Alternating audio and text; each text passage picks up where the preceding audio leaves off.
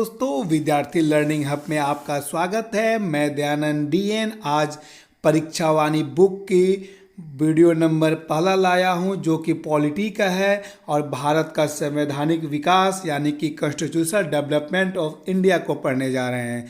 ये previous year में पूछे गए बीपीएससी, पीसीएस एग्ज़ाम और यूपीएससी में पूछे गए क्वेश्चनों का वन लाइनर फॉर्मेट है, जो कि आपके आगामी एग्जामिनेशन पॉइंट ऑफ व्यू से काफ़ी महत्व है पूर्ण है और इससे आपको क्विक रिवीजन करने में किसी तरह की कोई परेशानी नहीं होगी और अपने एग्जामिनेशन में अच्छे मार्क अंकित करेंगे, जो आपकी सफलता की नींव होगी।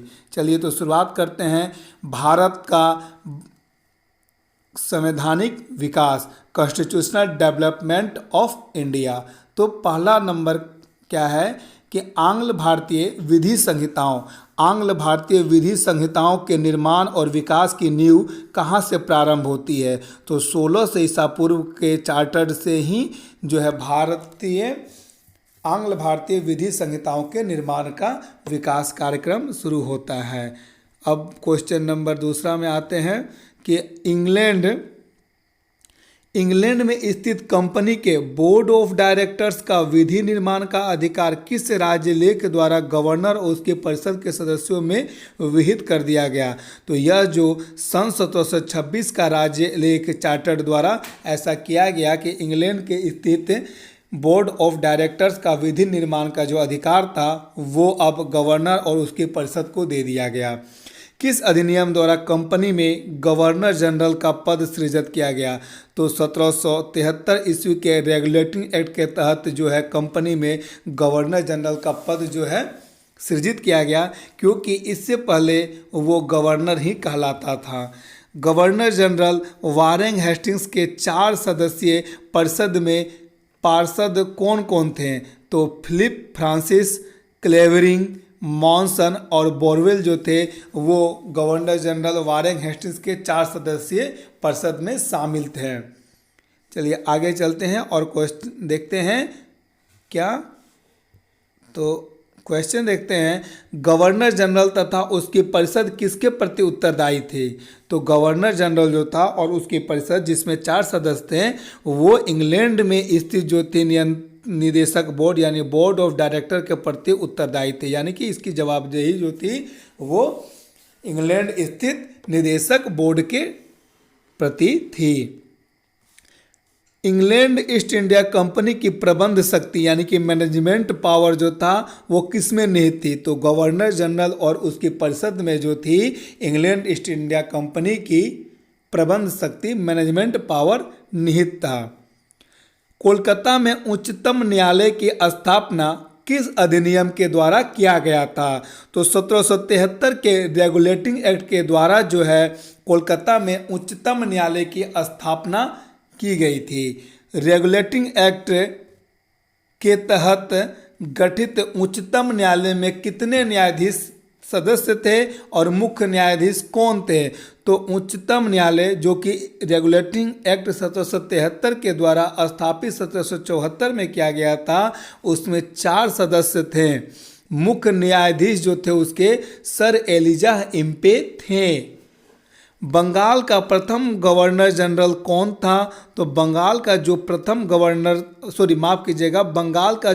गवर्नर था वो वारेन हेस्टिंग्स था। यहाँ पे कुछ त्रुटि लग रही है, बंगाल का प्रथम गवर्नर जनरल होगा वारेन हेस्टिंग्स, ठीक है? तो इसको सुधार लीजिएगा कि बंगाल का प्रथम गवर्नर जनरल। चलिए क्वेश्चन नंबर आगे देखते हैं। रेगुलेटिंग एक्ट 1773 के तहत कोलकाता में उच्चतम न्यायालय की स्थापना कब की गई थी? तो उच्चतम न्यायालय की जो स्थापना हुई थी वो 1774 ईस्वी में हुई थी। और किस एक्ट के तहत हुई थी? रेगुलेटिंग एक्ट 1773 के तहत हुई थी। और इसके जो मुख्य न्यायाधीश थे वो एलिजाह इम्पे थे। इसमें सदस्यों की संख्या 4 थी। ईस्ट इंडिया कंपनी पर सदस्यीय नियंत्रण संसदीय नियंत्रण का प्रथम प्रयास किस अधिनियम के द्वारा किया गया था? तो ईस्ट इंडिया पे जो है संसदीय नियंत्रण का जो प्रथम प्रयास किया गया था वो रेगुलेटिंग एक्ट 1773 के द्वारा किया गया था। 1765 को एंग्लो इंडियन इतिहास का युग परिवर्तक काल का किसने कहा था? तो इल्बर्ट ने कहा था। इल्बर्ट ने क्या कहा था? 1765 ईस्वी को एंग्लो इंडियन इतिहास का युग परिवर्तक काल। आगे क्वेश्चन देखते हैं, किस एक्ट के द्वारा सर्वोच्च न्यायालय की अधिकारिता से गवर्नर जनरल इन काउंसिल को मुक्त कर दिया गया? तो गवर्नर जनरल इन काउंसिल को जो है किस सर्वोच्च न्यायालय की अधिकारिता के तहत ये उनके एक्ट दायरे से बाहर कर दिया गया? तो सन 1781 के सेटलमेंट एक्ट के तहत जो है सर्वोच्च न्यायालय की अधिकारिता से गवर्नर जनरल इन काउंसिल को मुक्त कर देता है। सर्वोच्च न्यायालय की राजस्व अधिकारी को किस एक्ट के द्वारा समाप्त कर दिया गया? तो 1781 के सेटलमेंट एक्ट जो था उसके तहत राजस्व अधिकारिता को जो सर्वोच्च न्यायालय की समाप्त कर दिया जाता है। सर्वप्रथम किस गवर्नर जनरल को किस अधिनियम द्वारा गवर्नर जनरल तथा मुख्य सेनापति दोनों की शक्तियाँ प्राप्त हुई थी? तो वो जो गवर्नर जनरल थे जिसे गवर्नर जनरल तथा मुख्य सेनापति दोनों का ये प्राप्त था वो लॉर्ड कॉर्नवालिस को था जो कि 1786 ईस्वी के अधिनियम के तहत प्राप्त हुआ था। किस अधिनियम के द्वारा कंपनी के व्यापारिक और राजनीतिक कार्यों को एक दूसरे से पृथक किया गया? तो पिट्स इंडिया एक्ट 1784 के द्वारा कंपनी के व्यापारिक और राजनीतिक कार्यों को अलग किया गया। कंपनी के कर्मचारियों पर उपहार लेने पर प्रतिबंध कब लगा दिया गया? तो यह लगाया गया था 1784 का जो पिट्स एक्ट था उसके तहत लगाया गया था। क्या? कंपनियों के कर्मचारियों पर उपहार लेने पर प्रतिबंध जो लगा था। नियंत्रक मंडल के सदस्यों को भारतीय राजस्व के वेतन देने का जो प्रावधान था किस अधिनियम के तहत किया गया? तो 1793 का जो राजलेख था उसके तहत क्या था? कंपनी के नियंत्रक मंडल के सदस्यों को भारतीय राजस्व के वेतन देने के मतलब कि भारत से जो इनकम होती थी उसी इनकम से नियंत्रक मंडल के जो सदस्य थे उनको सैलरी दी जाए, ये जो प्रावधान किया गया था 1793 के राजलेख के तहत किया गया था। ईसाई जो मिशनरियों को भारत में धर्म प्रचार की अनुमति किस राजलेख के द्वारा प्रदान किया गया था? तो यह राजलेख था 1813 का राजलेख जिसमें ईसाई मिशनरियों को भारत में धर्म प्रचार की अनुमति दी गई थी। भारत में आकर बसने और व्यापार करने के लिए आने वाले अंग्रेजों को लाइसेंस लेना किस चार्टर के द्वारा अनिवार्य कर दिया गया? 1813 के चार्टर अधिनियम के द्वारा यह अनिवार्य कर दिया गया कि जो भारत में अंग्रेज आते हैं और आके यहाँ बसते हैं या व्यापार करते हैं उन्हें लाइसेंस लेना होगा। मुख्य सेनापति का गवर्नर जनरल की परिषद का स्वतः ही सदस्य होने का अधिकार कब समाप्त हो गया? 1793 के चार्टर अधिनियम के द्वारा जो है मुख्य सेनापति का गवर्नर जनरल की परिषद का स्वतः ही सदस्य होने का अधिकार समाप्त हो जाता है। किस राजलेख द्वारा भारतीयों की शिक्षा पर प्रति वर्ष 1 लाख रुपए खर्च करने का प्रावधान है?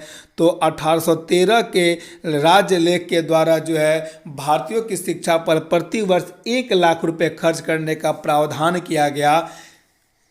ईस्ट इंडिया कंपनी के व्यापारिक अधिकार को किस अधिनियम के द्वारा समाप्त कर दिया गया? तो ईस्ट इंडियन कंपनी का जो व्यापारिक और राजनीतिक दोनों अधिकार था उसमें से व्यापारिक अधिकार को 1833 के राजलेख के द्वारा समाप्त कर दिया जाता है। भारत का प्रथम गवर्नर जनरल कौन था? तो लॉर्ड विलियम बेंटिंक जो है भारत के प्रथम गवर्नर जनरल थे। किस अधिनियम के द्वारा गवर्नर जनरल की परिषद में विधि सदस्य की नियुक्ति का प्रावधान किया गया? तो 1833 के जो राज्य लेख है उसके द्वारा गवर्नर जनरल की परिषद में एक विधि सदस्य यानी कि चौथा सदस्य को शामिल किया गया 1833 के राजलेख के द्वारा। अंग्रेजों के किस अधिनियम के तहत बिना लाइसेंस भारत आने जाने, बसने तथा व्यापार करने की स्वतंत्रता प्रदान की गई? 1833 के अधिनियम के तहत। सर्वप्रथम भारत में शासन के केंद्रीकरण का प्रयास किस अधिनियम के द्वारा किया गया था? तो 1833 के राज्यलेख के द्वारा जो है भारत में सर्वप्रथम शासन के केंद्रीकरण का प्रयास किया गया। दास प्रथा को गैर कानूनी किस अधिनियम के द्वारा घोषित किया गया? 1833 के जो चार्टर अधिनियम हुआ उसके तहत दास प्रथा को गैर कानूनी घोषित किया गया और 1843 में इस पर रोक लगा दी गई, यानी कि 1843 में दास प्रथा पर रोक लगा दी गई, लेकिन इसे गैर कानूनी 1833 के चार्टर एक्ट के द्वारा ही किया जा चुका था।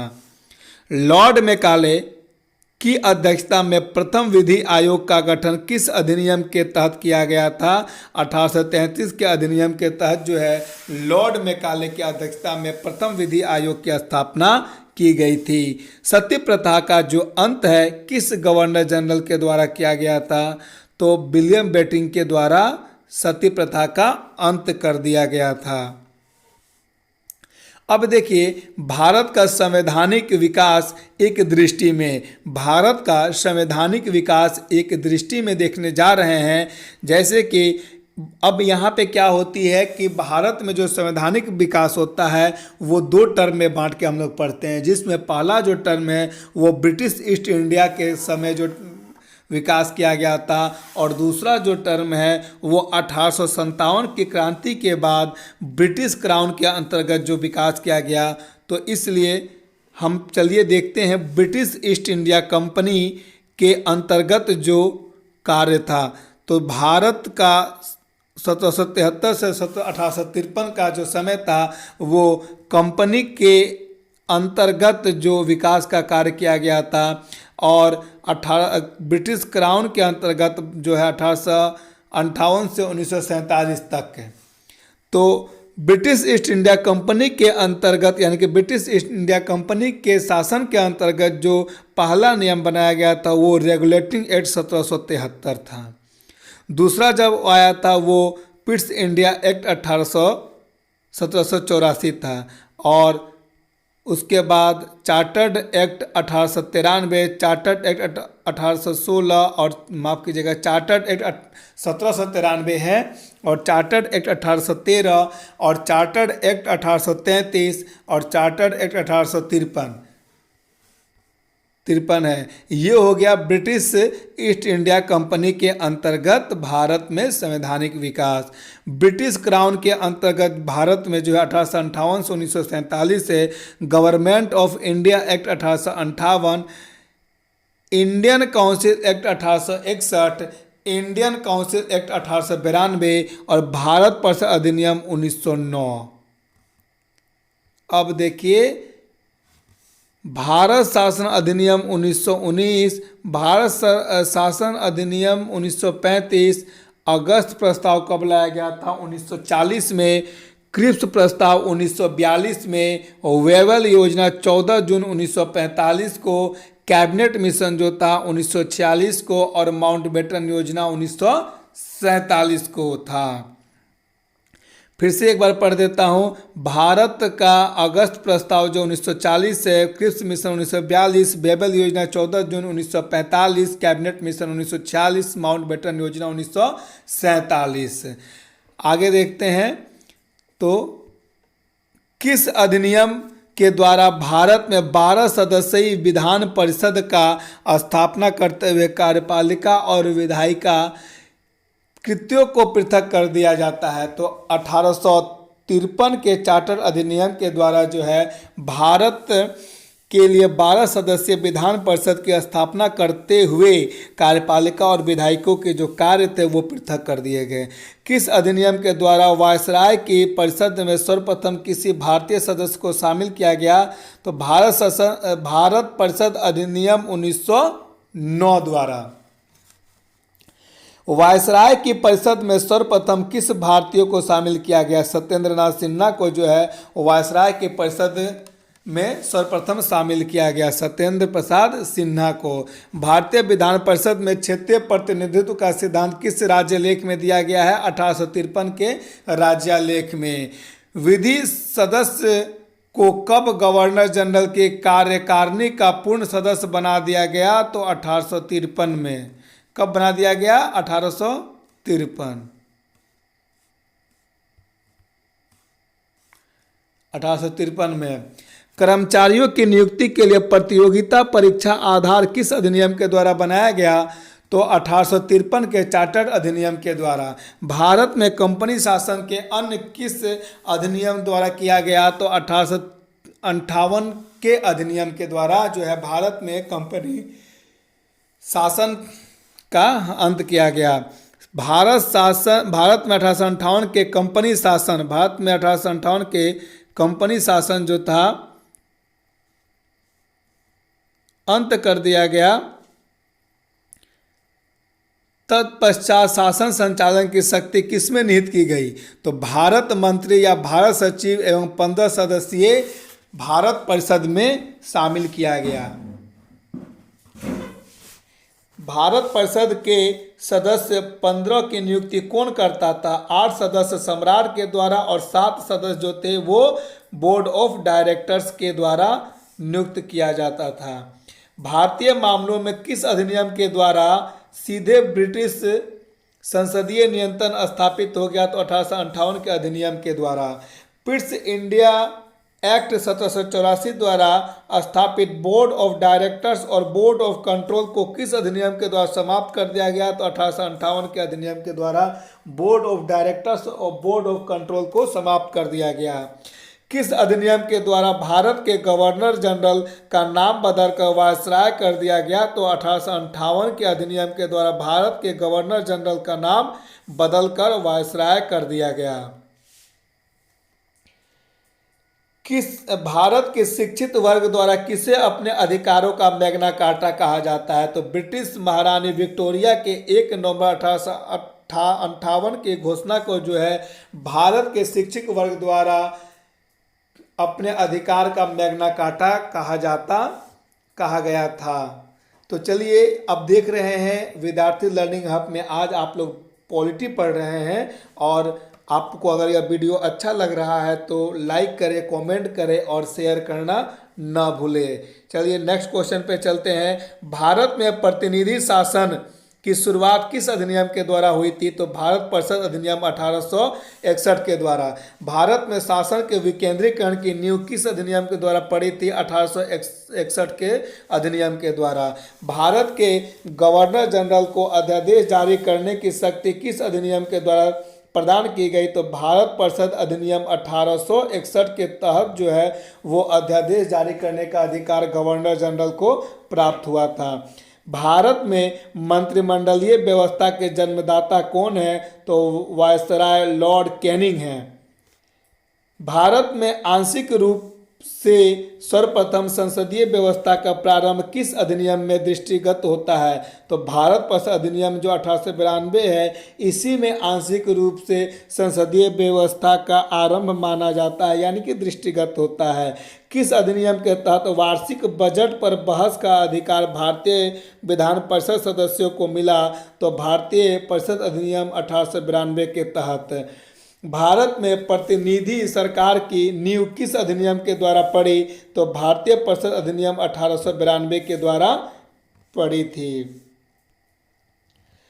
पहली बार मुस्लिम समुदाय के लिए पृथक प्रतिनिधित्व का उपबंध किस अधिनियम के द्वारा किया गया? तो मार्ले मिंटो सुधार अधिनियम 1909 के द्वारा किया गया। मार्ले मिंटो अधिनियम 1909 किसकी रिपोर्ट पर आधारित थी? तो सर अरुंडेल समिति की रिपोर्ट पर जो थी मार्ले मिंटो अधिनियम 1909 आधारित थी। किस अधिनियम के द्वारा अंग्रेजों ने भारत में सर्वप्रथम परोक्ष निर्वाचन प्रणाली की शुरुआत की? तो भारतीय परिषद अधिनियम 1892 के द्वारा।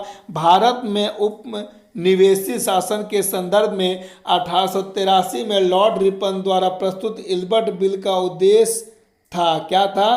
तो अदालतों का माफ कीजिएगा, अदालतों का दंडिक अधिकारिता के संबंध में भारतीय और यूरोपीय लोगों को बराबरी पर रखना। इसके तहत भारतीय मजिस्ट्रेटों को भारत में बसे अंग्रेजों के मामलों की सुनवाई का अधिकार दिया गया था। फूट डालो और राज करो की नीति का पोषण कौन करता है? भारत परिषद अधिनियम 1909 के द्वारा किया जाता है। फूट डालो और राज करो नीति का भारतीय परिषद को पूरक प्रश्न पूछने का अधिकार कब प्राप्त हुआ? तो 1909 में।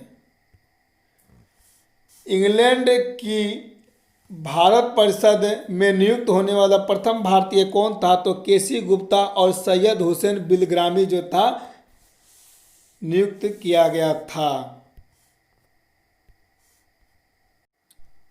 अगला क्वेश्चन है, केंद्र में द्विसदनीय व्यवस्था का प्रावधान किस अधिनियम के द्वारा किया गया? भारत शासन अधिनियम 1919 के द्वारा केंद्र में द्विसदनीय व्यवस्था का प्रावधान किया गया। प्रांतों में उत्तरदायी और द्वैध शासन की स्थापना किस अधिनियम के द्वारा किया गया था? तो 1919 के द्वारा। द्वैध शासन के जन्मदाता कौन थे? लियोनील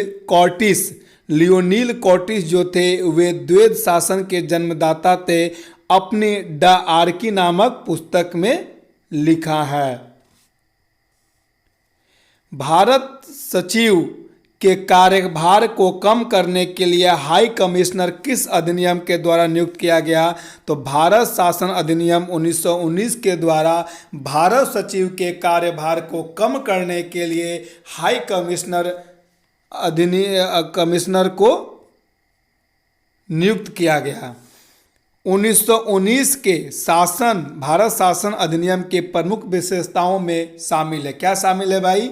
तो पहला है प्रांतों की कार्यकारिणी सरकार में द्वैध शासन की व्यवस्था, केंद्र और राज्यों की विधायिनी शक्ति का हस्तांतरण और केंद्र में द्विसदनात्मक विधायिका की स्थापना।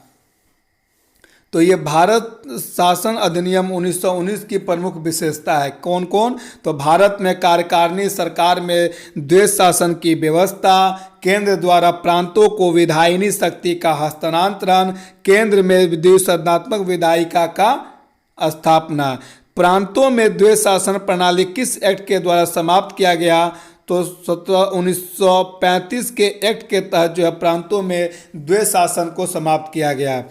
द्वैध शासन प्रणाली की असफलता की जांच समिति का अध्यक्ष कौन था? सर अलेक्जेंडर मूडी मेन जो था वह द्वैध शासन की असफलता का जांच का अध्यक्ष था। केंद्र और राज्यों में प्रशासनिक शक्ति का विभाजन किस अधिनियम के द्वारा किया गया? 1919 के अधिनियम के द्वारा जो है केंद्र और प्रांतों में प्रशासनिक शक्ति का विभाजन किया गया। भारत सचिव और उसकी परिषद का वेतन भारतीय राजस्व से दिया जाना कब बंद कर दिया गया? तो 1919 के बाद जो है भारत सचिव तथा उसकी परिषद का वेतन भारतीय राजस्व से दिया जाना बंद कर दिया गया। ब्रिटिश भारत में महिलाओं को सर्वप्रथम मताधिकार कब दिया गया? तो यह 1919 में दिया गया था। 1919 के अधिनियम के तहत दिया गया था, लेकिन मूलतः यह 1926 में दिया गया था। सांप्रदायिक आधार पर निर्वाचन प्रणाली को सिखों, ईसाइयों और आंग्ल भारतीयों पर कब लागू किया गया? तो 1919 के अधिनियम के द्वारा जो है सांप्रदायिक आधार पर जो निर्वाचन जो कि 1909 के मार्लो मिंटो के तहत मुस्लिमों को मिली थी उसे अब बढ़ाकर सिखों, ईसाइयों और आंग्ल भारतीयों पर लागू किया गया।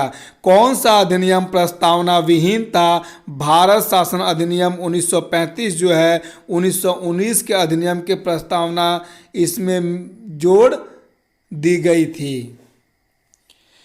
भारत में संघीय सरकार की स्थापना का प्रस्ताव किस अधिनियम में वर्णित किया गया है? तो भारत शासन अधिनियम 1935 में जो है भारत में संघीय सरकार की स्थापना का प्रस्ताव वर्णित किया गया है। भारत शासन अधिनियम 1935 के संदर्भ में अधोलिखित कथन सत्य है। केंद्र में द्वैध शासन की स्थापना, संघात्मक सरकार की स्थापना, द्विसदनीय केंद्रीय विधानसभा, प्रांतीय शासन व्यवस्था, फेडरल न्यायालय की स्थापना, ये जो है भारत शासन अधिनियम 1935 में अधोलिखित कथन है। 1935 के अधिनियम के तहत कराए गए 1937 के विधानसभा चुनाव में किस राज्य में कांग्रेस को पूर्ण बहुमत मिला? तो मद्रास था, मुंबई, उड़ीसा, मध्य प्रांत और संयुक्त प्रांत में जो है कांग्रेस को पूर्ण बहुमत मिला। भारत के किस संविधान में केंद्र और राज्यों के बीच किया गया शक्तियों का विभाजन किस अधिनियम में उल्लिखित योजना पर आधारित है? तो भारत सरकार अधिनियम 1935। आइए क्वेश्चन चलते हैं, आगे देखते हैं। और किस अधिनियम के फलस्वरूप बर्मा भारत से अलग हुआ? तो भारत शासन अधिनियम 1935 से अलग हुआ। भारत शासन अधिनियम 1935 द्वारा प्रांतों में किस प्रकार की शासन व्यवस्था स्थापित की गई? तो स्वायत्त शासन व्यवस्था जो है प्रांतों में स्थापित की गई भारत शासन अधिनियम 1935 के तहत। भारत शासन अधिनियम 1935 द्वारा केंद्र और प्रांतों में शक्तियों का विभाजन किस रूप में किया गया है? तो 3 सूचियों में के रूप में। पहला क्या है? संघ सूची, जो जिसमें कि 59 विषय शामिल है। दूसरा जो है प्रांतीय सूची, जिसमें 54 विषय शामिल है। और तीसरा जो है समवर्ती सूची, जिसमें 36 विषय शामिल है। फेडरल संघीय न्यायालय की स्थापना किस अधिनियम के तहत किया गया? तो भारत शासन अधिनियम 1935 के तहत जो है फेडरल या संघीय न्यायालय की स्थापना की गई। तो दोस्तों आज इस वीडियो में बस इतना ही, क्योंकि इससे ज़्यादा करेंगे तो वीडियो काफ़ी लंबा हो जाएगा, जो आपके लिए एक असुविधा हो जाएगी। इसलिए इस वीडियो को आप बार बार देखें। एग्जामिनेशन नज़दीक हैं, सारे एग्ज़ाम अब होने लगे हैं। बिहार में चुनाव खत्म हो चुका है, बिहार में चुनाव का रिजल्ट आ चुका है, नई वैकेंसी भी आ रही है। अभी आज ही बिहार पुलिस की वैकेंसी आई है, जिसमें 8,435 सीट हैं। तो आप लोगों से अनुरोध है कि विद्यार्थी लर्निंग होप से जुड़े, सब्सक्राइब करें, लाइक करें, कमेंट करें और शेयर भी करें, और अपने दोस्तों को शेयर करें। व्हाट्सएप फेसबुक ग्रुप में शेयर करते रहें। जी धन्यवाद।